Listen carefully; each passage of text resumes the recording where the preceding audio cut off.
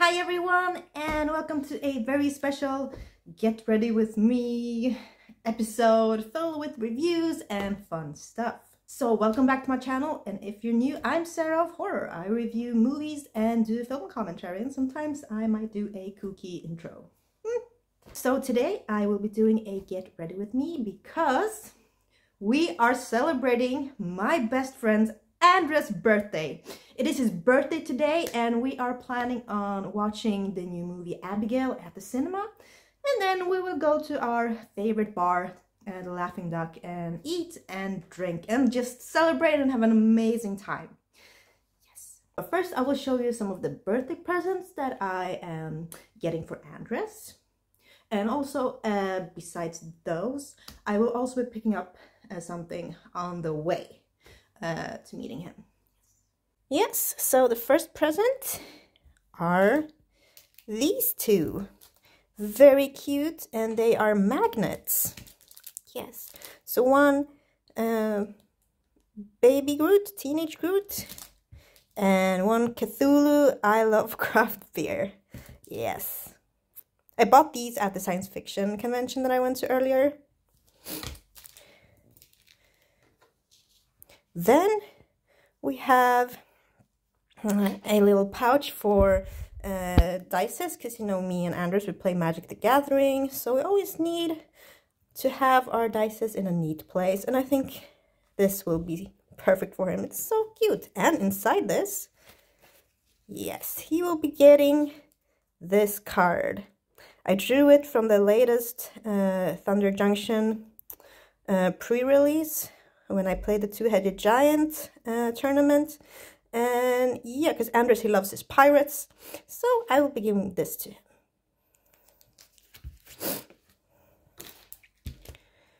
And I'm also buying him, you know, the ticket to see Abigail. And as I said, I have something else that I'm picking up on the way to meet him, and I will of course show you what it is when I'm there.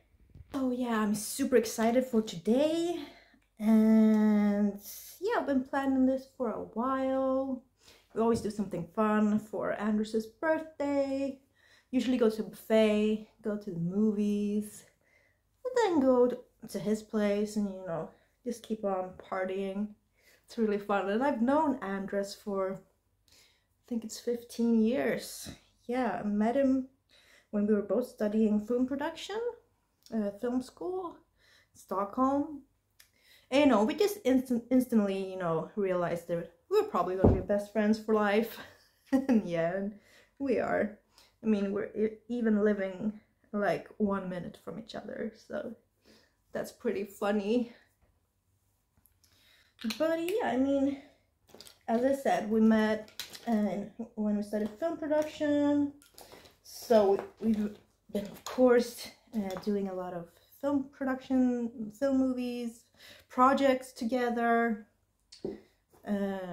He actually directed my first feature film, Saryad, which is Wounded, and I wrote the film, but I didn't feel like up to the task to just direct something like a feature film yet, so I asked him, because I trusted him and I knew that he would be really perfect, and I think he did a really, really good job. And then, you know, we've worked on so many things, and he helped me write the script for my second feature film, the upcoming one, Bunny Manslaughter, and he also plays some major parts in that film, like he's acting in it. Yeah, one of the bigger roles. And if you've seen the trailer for it, then you know you've seen him in it. And we've also done, like, we did a TV show, some series there that hasn't been released, and some short films, shorter projects. Oh yeah, ooh, that was a lot of glitter. Like, I'm using my camera as a mirror, so maybe not the best idea. Wow. Okay, I will be sparkling today, but yeah, it's okay. It's okay. I'm done with the glitter. And then, of course, at the end, when I'm done with all this, I will put on my super fabulous nails, which you've seen before. But yeah, let's move on to the mascara. You know that I usually don't do like elaborate makeups just because I'm not good at it. I wish I was. But yeah, back to Andres. I mean, we've traveled together, we've done a lot of crazy things together, played magic together. I mean, we've done a lot of fun things during our 15 years of friendship. Yeah, so I'm super happy. I hope he will have an amazing birthday today. That is all that matters. And I hope he likes my birthday gifts. I will, of course, buy him a beer, of course. Yeah, so I'm just looking forward to this. Like, I've been working a lot of long shifts this week. And this was all I thought about. I'm just looking forward to Friday. Can Friday be here, please? So yeah, I'm super, super happy. Okay. And yeah, I'm using the Grogu or Frogu ears. Yeah. Okay. But yeah, please let me know your own thoughts and comments about the movie Abigail. If you've seen it, or if you're planning to see it, what are your expectations? Because I will be reviewing Abigail, of course, in this episode. So I'm super excited. I've seen a trailer. I mean, it looked good. So yeah, I should have an amazing time. The movies that I'll be reviewing is Vlad and Grave of the Vampire. So I mean, you can sense a theme, a vampire theme in this episode, so to speak, a bloody theme. Yeah. And also, I have something special for you next week. Something real special. I think it will be a first for this channel, actually. It's that special. So yeah, hopefully you are looking forward to that. I will be releasing some info about that in the upcoming days. But I'm super happy it's the weekend. Like I just, like tomorrow I'm taking the day off. I'm resting. I'm just laying in my bed watching movies. And yeah, I really, really just need some rest and day off. Because I am quite busy. I am. So I just need some time off. But I do like the things, you know, I do the things that keeps me busy. But sometimes, you know, every one of us needs some time off, of course. So yeah. So we all should like take care of ourselves, prioritize our health. Like, I know I work long shifts, I am busy, I do like a million things, so many things at once. There's always something going on up here, like I can't really relax. So I also need to take my own advice, just, you know, prioritize my health and well-being. Yeah, just do things that will help me like relax and not be like stressed or just mindset. So yeah, I will try and get better myself starting tomorrow, because today it's birthday time, party time, cinema time. Yeah, having a great time. Okay. Yeah, I think this, like, I can't really do any better than this, so there, that will be enough. Yeah. Okay. Yeah, I will be putting on my lipstick later. But bye for now.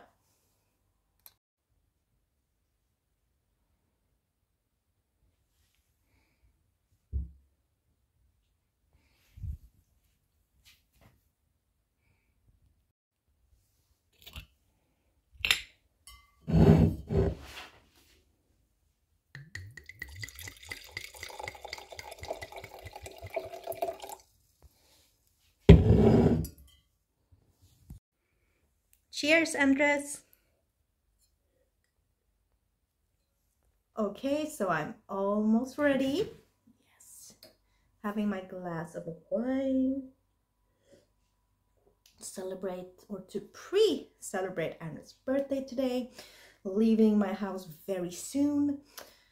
And yeah, super excited. There's just one more detail. Yeah, this of course. Yeah. Okay. Again, I'm doing this without a mirror, just the camera. Yeah, it's not as accurate. Oh, and also, you know, I had red wine, so there's probably a red wine stain. Yeah. Okay, probably not the best, but it will have to do. I will fix it up in the bathroom. Yeah. But let's go. Bam. Just a little bit windy. A little bit. Okay, so I just realized that I completely forgot to film the thing I picked up for Andres, but I wrapped it in paper. It looks horrible. Very horrible. But yeah, it's a Funko Pop of the little Annabelle. Yeah, Annabelle ghost. Sitting down in a chair. Yes.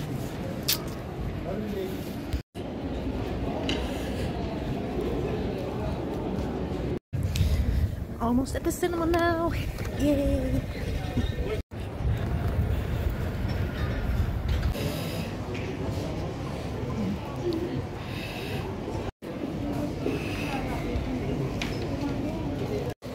Happy birthday, bro!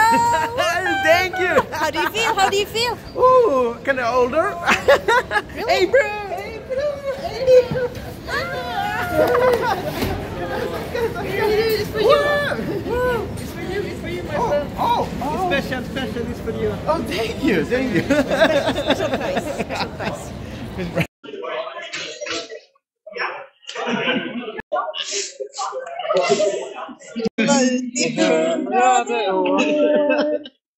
Och när han lever, och när han har levat,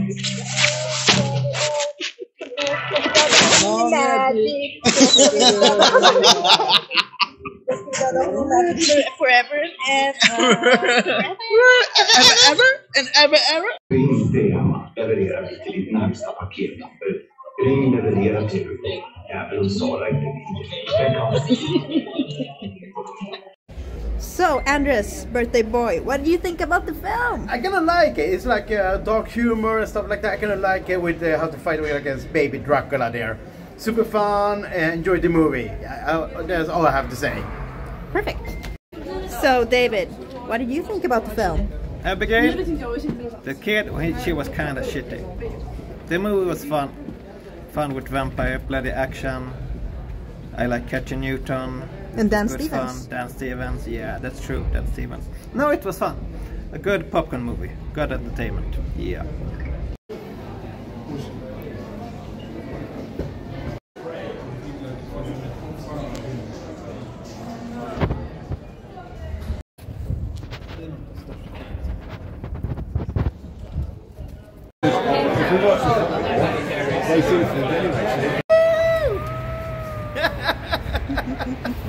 So, bro, how do you feel after this day when we've celebrated your birthday? I love it. I love it, love it, love it. I mean, what a wonderful night, what a wonderful day, what a wonderful movie. And the night is not over yet. It's not over? It's not over? Oh my God. I did not to serve you, I did not serve my friends because it was amazing. I really love it. Thank you so much for everything. And this mustache is just gorgeous. Exactly. Yeah. God damn, bro. Hi everyone, and yeah, it's time to review Abigail. Yeah, I had such a great time at the cinema with my friends, celebrating Andres' birthday by watching Abigail and then going for some drinks, some food. And yeah, Andres said he had a lovely time as well. Okay, Abigail, it's from 2024, obviously. It's directed by Matt Bettinelli, Olfen, and Tyler Gillette. It's starring Melissa Barrera, Dan Stevens, Alicia Weir, William Catlett, and Catherine Newton. and of course Angus Cloud. So in this one we have this group of criminals who decide to kidnap a 12-year-old girl. Yeah, they are ordered to kidnap a 12-year-old girl and bring her to this mansion type of place where their leader are. And they are told to babysit her for 24 hours and then they get paid. But this isn't a normal 12-year-old girl that they kidnapped. Yeah, she is much, much more horrific. And she's also amazing at ballet. Yeah, so I mean, this becomes, a real life or death matter situation for the kidnappers. So, I mean, I was super excited when I saw the trailer, I saw the posters, and, we kind of basically know that this isn't a typical 12-year-old girl. Yeah, she's a little monster.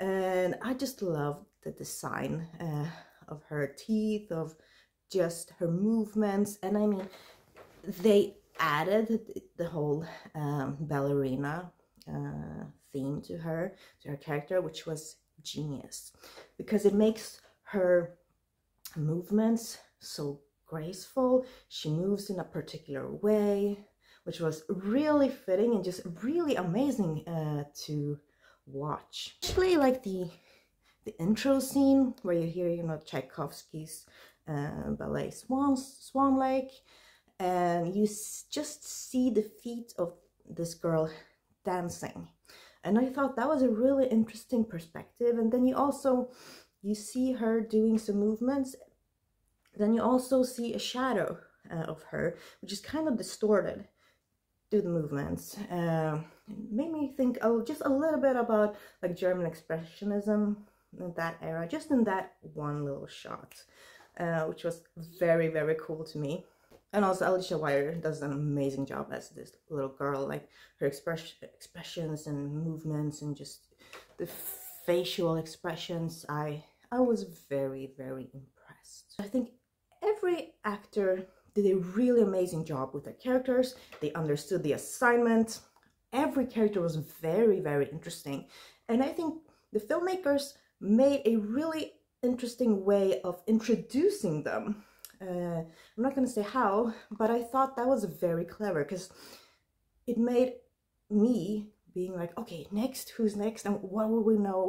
And that just made me so invested in every character.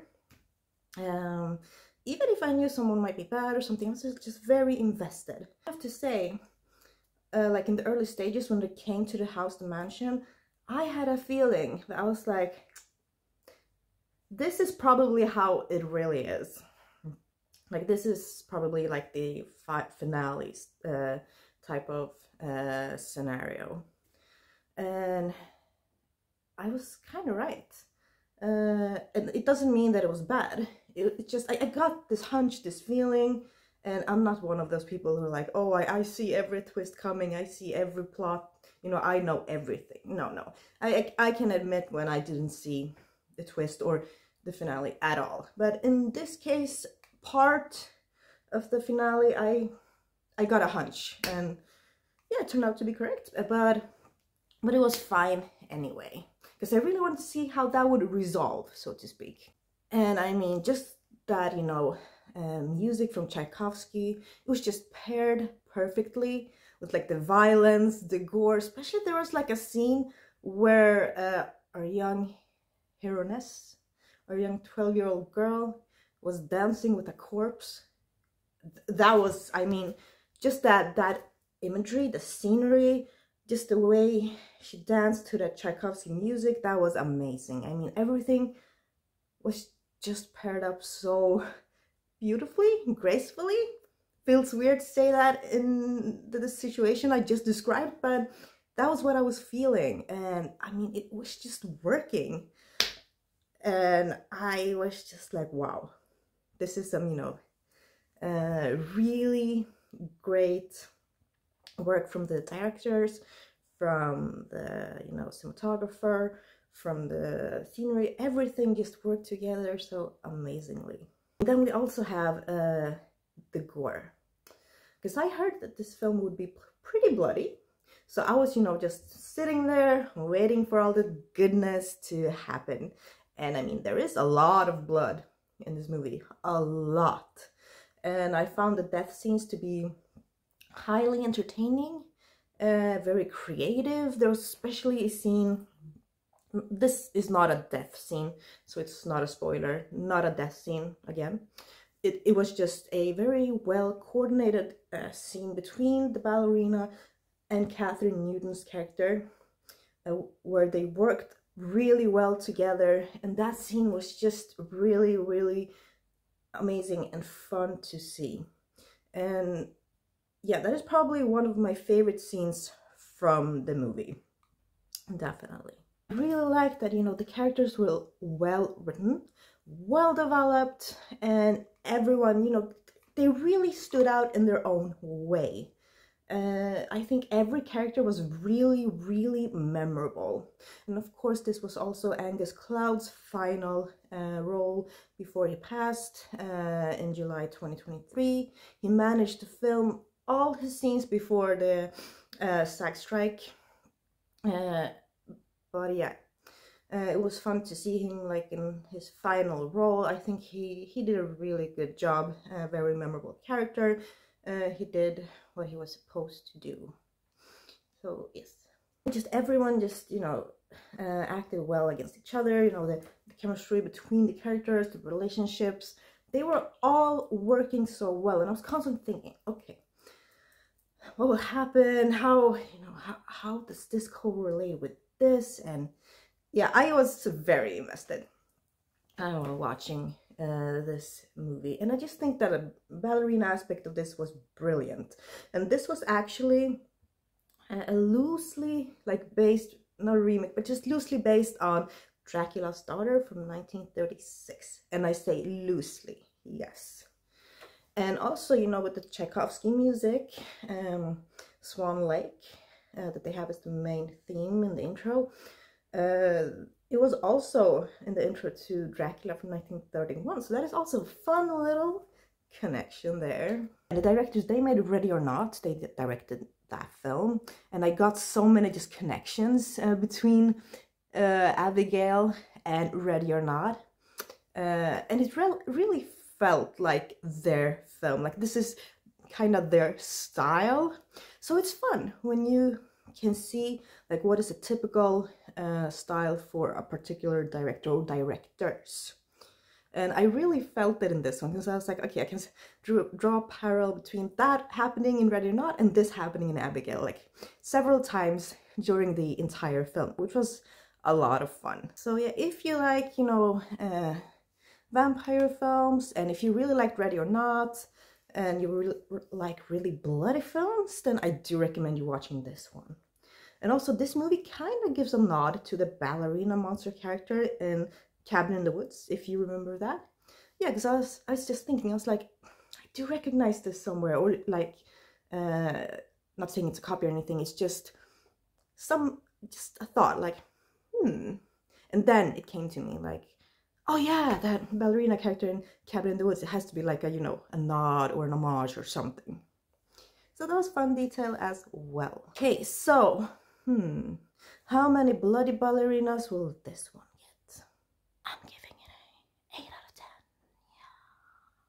Yeah. So 8 out of 10, amazing start to this vampire bloody themed episode. So let's see if the other movies are as good.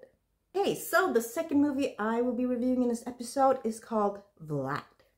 So Vlad is from 2003. It is directed by Michael D. Sellers. It's starring Francesca Quinn, Billy Zane, Brad Dourif, Paul Popovich, and Cam Heskey. I mean, yeah, you just heard it. You heard Billy Zane and Brad Dourif. And I was surprised that I had never heard about this movie earlier. It was one of the movies that I bought at the sci-fi convention. But I was like, yeah, I've never heard about this film. These actors are in this movie. I mean, it has to be at least okay. This one we have like 3 American students who are really interested in the kind of Vlad Tepes era in history. and they travel to that kind of homeland, the mountain village of Vlad, and suddenly they are stalked by this supernatural being who comes back from kind of medieval times, I guess. Yeah, so I mean, I didn't really have high hopes about this film, not at all. I watched it with David and with Andres, and I do liked that it began, you know, with the Vlad Tepes and his sons, and that whole scenario in the medieval, or maybe not, it wasn't in the medieval times, but it, yeah, many centuries ago. So they open up with that, and then we are thrown into the present day with the American students who are there, and then they kind of cut a lot of like back and forth between things that are happening, but somehow they kind of correlate. So we do get an explanation later, like why. I mean, the characters, some are kind of interesting. I have to say that Brad Dourif was very interesting, but he's not in this a lot. I mean, they probably just used his name to attract people, but I wish that they could have used him more. Maybe they couldn't afford him more, or maybe he just had time for that, you know, small screen time that he had. But I wish they used his character more, because his character was actually quite interesting. I was like, oh, I wish that we would get to see him more throughout this entire film. But yeah, we kind of didn't. Yeah, I mean, the actors, they were okay. They did what they could. I will not say that they were bad at all. Just that they did what they could with the characters they had been given, and with probably the script, you know, that had been given. The script isn't like really anything that special. It felt a bit underwhelming in certain places. I kind of lost interest in some places, unfortunately, and I was also left with some questions like, why did that happen? Did we really need that to happen? Was this really necessary? Why didn't they do this instead? Yeah, and it's also really not that memorable. I saw this not too long ago, and I already like have forgotten like half of the film. But in its defense, it is not like a typical vampire movie that we are used to. So at least that's a plus. It has like a few exciting elements to it. I do kind of like the whole story when a character is later introduced to the group, and I kind of like that whole aspect. I don't really want to spoil what it is. I do think that this film could have, you know, taken the script in another direction, just done something completely different and just made it more memorable, more kind of more exciting than it was. Yeah, but it was fun to see Billy Zane in this one. As I said, Brad Dourif. I think probably I like some medieval Vlad Tepes scenes more than I kind of did the temporary or contemporary now present scenes. Unfortunately, I wanted to like them like equally both as much, because there were some things that happened, like characters came back from that time to our time, which was quite exciting, and that could have been used in a much better way. There were some blood, some bloody scenes, but that could have also been more. Could have also been more creative, but we got some scenes, so a little bit of gore here and there, which was nice. Because I don't really know what the budget for this one was, but yeah, I wished for more blood and gore, of course. So is this the best vampire movie I've ever seen? No. The worst vampire movie I've ever seen? Also no. So, I mean, it could have been better, could have been worse. What will this movie get from me? I'm giving it a 4 out of 10. Yeah, so a 4 out of 10. Not the worst movie, but not a good movie. So yeah, let's see if the third movie is better. So the third and final review in this episode is of the film called Grave of the Vampire. Yes, it was the first time I saw the film when I saw it a couple of days ago. Had never heard about the film, and I was kind of intrigued. Of the Vampire, it's from 1972. It's directed by John Hayes, starring William Smith. Not that Will Smith, another William Smith. Michael Pataki, Lynn Peters, Diane Holden, and Lou Tressler. In this one, we're dealing with a very kind of heavy subject, like right away. So there's this couple. They somehow they end up at the cemetery, and a vampire just suddenly rises from his grave and gets rid of the man, kills the boyfriend, and SAs the woman. I can't say certain words here because YouTube monetization, but yes, she unfortunately gets SA'd, if you know what I mean, by this vampire. She gets pregnant from this, gives birth to that kid, which is also a vampire, and then this vampire seeks revenge on his vampire father.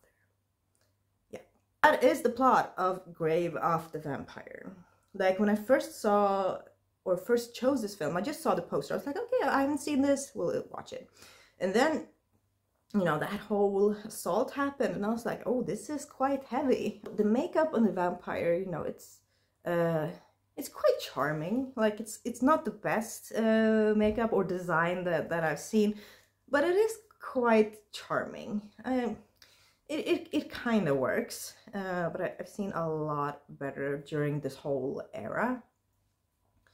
And also, even though the movie and the stories, they start with something dark and quite strong, I was very invested from the first scene, wanted to see where this was going. The movie kind of lost me along the way as the story progressed. I was very invested, you know, when she found out she was pregnant, and when we as a viewer find out that this baby will probably be a monster. So I was really invested in that whole aspect of the film, like how she tries to, you know, love the child despite, you know, it's a vampire child and it's not a normal child. So yeah, that part was very interesting. But then as the movie progressed, him being a little older, it kind of lost me. The movie just wasn't that interesting anymore, unfortunately. I think that whole revenge segment and the whole finding his father segment could have been done a lot more interestingly and just a lot more different. The pacing could have been more different and like fun, because they were trying to make this a bit more fun in contrast to that, you know, very harsh intro scene beginning, but it's just wasn't interesting. I wasn't that invested in the characters, unfortunately, in the latter half of the film, which, you know, is super important to be if you want to continue watching the film and if you don't want to zone out and just start thinking about something else. And just the, like, kill scenes or the attack scenes, just didn't find them that good. I think they could have been done much better, and yeah, it's such a shame that, you know, this movie loses kind of itself from that kind of first half, from that, you know, really harsh intro to this. And yeah, that was such a shame, unfortunately. The actors, they did what they could. I think that the character that I do remember the most is definitely the woman from the beginning, the mother. and also of course the main vampire from the beginning. Yeah, the father of the vampire kid. And also the mother, she had like a friend, or I think her name was Olga, and I think those two, the mother and her friend Olga, they were very memorable, and they had kind of a good like acting chemistry together.